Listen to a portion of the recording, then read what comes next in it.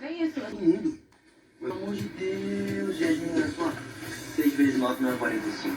É 54. Ai, eu só inverti os algarismos. Foi só isso, Zac. Mas a sua tabuada é o básico. Se você não aprender isso, você tá jogando teu dinheiro fora comigo. Falando nisso, como é que ficou a história da sua mãe? Conseguiu mandar o dinheiro pra ela que o garoto devolveu? Ah, eu depositei na conta dela. Ela deve ter recebido, né? Senão tinha mandado alguma mensagem, né? Respondida. Não, peraí.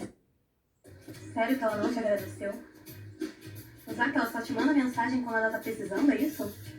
E ela tem noção do quanto que você tá ralando pra ter essa grana? Tem? Yasmin, eu me resolvo com ela, tá? Já te disse. E...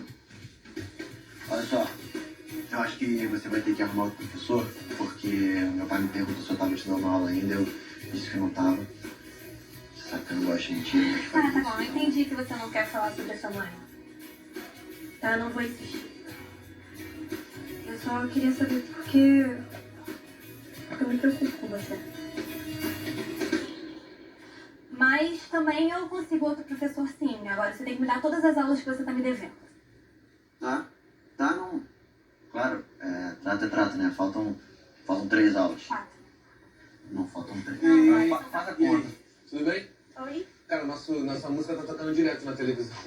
Já ouviu, Yasmin? Não, tá em qual novela? Não, é um comercial daquele biscoito chulepa, sabe? Ah, Bom, tenta ver. Se não conseguir também, já vai estar no nosso canal na internet que o Caio tá fazendo. eu não sabia que essa música era da 4.4. Pra mim era do NX0. Incrível como ninguém sabe que é nosso. É. Olha, Juliana, não